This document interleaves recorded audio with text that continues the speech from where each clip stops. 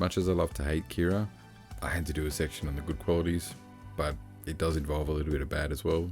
So I've labelled this one, or the redeemed, because while bad things happen in the episodes, she messes up a little bit, she redeems herself at the end. Isn't that what we all want? Redemption in our favourite TV show and characters? What are your thoughts? In episode 19, Duet, Kira is confronted by a Cardassian infected by the Kalanora, a disease contracted at a slave labour camp called Galatep, where a massacre occurred. Kira to Odo, I need security here on the double. Your patient is a criminal. She wants him prosecuted for his role in the deaths of Bajorans. Throughout this episode, it shows that she's fairly biased and doesn't try to hide it. Lock him up. I haven't done anything. He's a war criminal. I know what I've done isn't exactly policy. It may not even be legal, but it's right. All right, Major, what did we charge him with? I'm charging him with having contracted Kalanora. Do you want to explain that to me? The only cases of Kalanora I know of were the result of a mining accident at the Bajoran forced labor camp that I helped liberate.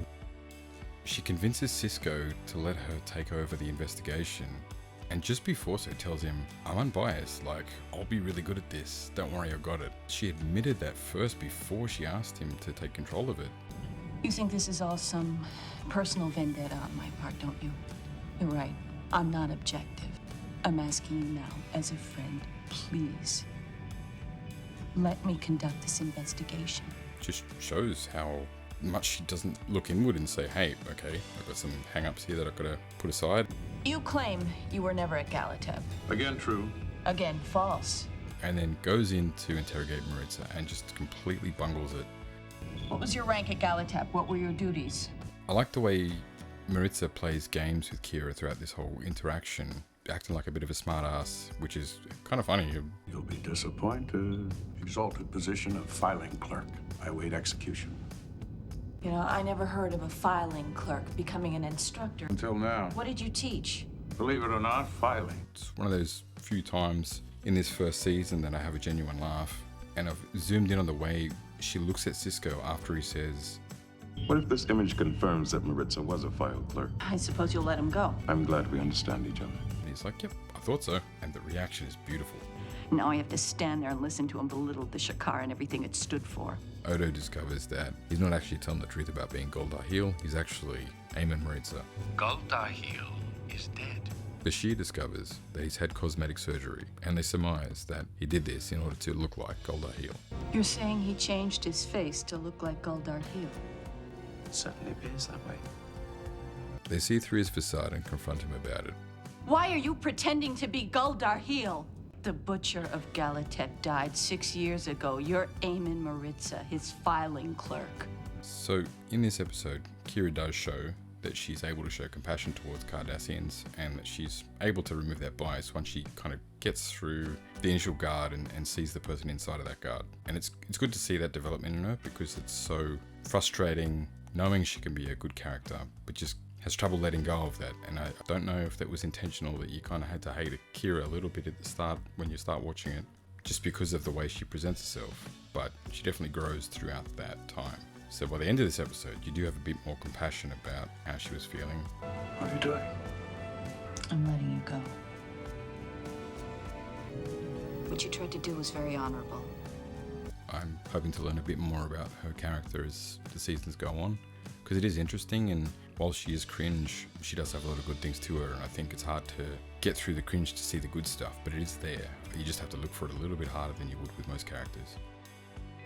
Why? He wasn't Dar Heel. Why? He's a Cardassian. That's reason enough. No, it's not. She has a massive problem with this Cardassian, and the guy that stabs him in the end of the episode also has a problem with Cardassians, but Garak walks around the station freely and no one has a problem with him. Yeah, this guy gets stabbed at the end and Garak just walks past like, hey guys, what's happening over here? Okay, bye. Going back to my tailor shop. Thanks.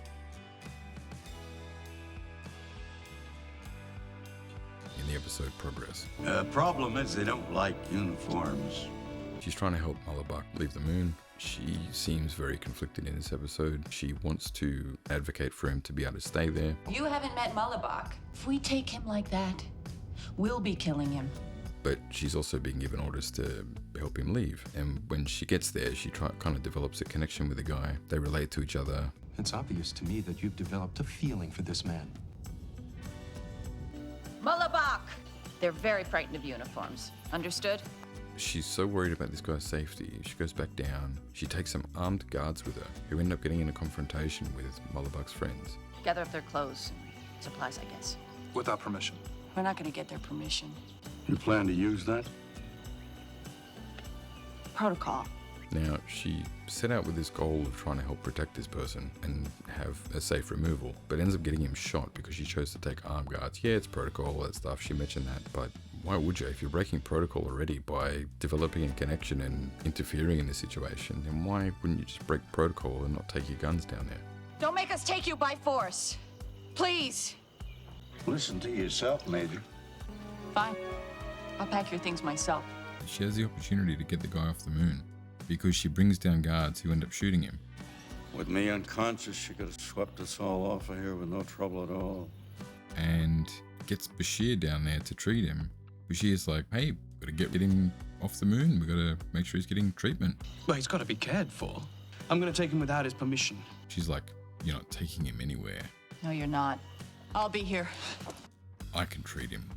Leave the instructions, and whatever medication you think you'll need. And then just gets back to finishing his cement plastering stuff. Great approach, like, really noble of you. Should have just listened from the get-go, you wouldn't have been in this mess. Don't know how Cisco just keeps taking chances with Kira. Like, he doesn't really seem to come at her hard trying to stop this behavior. She's obviously doing it blatantly, knows she's doing it, but still refuses to stop acting the way she acts. I mean, she's representing Bajor on DS9. You'd think she'd be a little bit mindful about how people see Bajorans with the way she goes on. Don't understand that one. You have a job to do here, Major, and you're not doing it.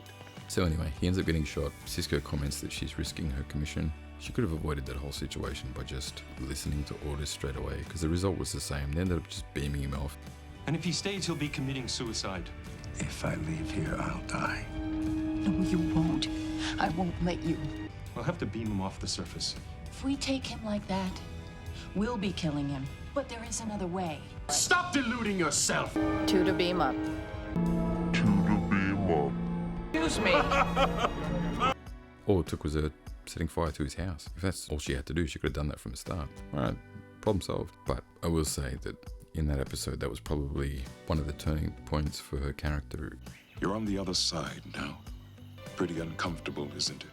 Because Cisco goes down and has a little pep talk with her, and I found that a pretty wonderful scene to watch because you can kind of see her as a person, kind of breaks down that tough exterior and you see the person inside. Bajor needs you, and I need you, and I don't want you to be hurt.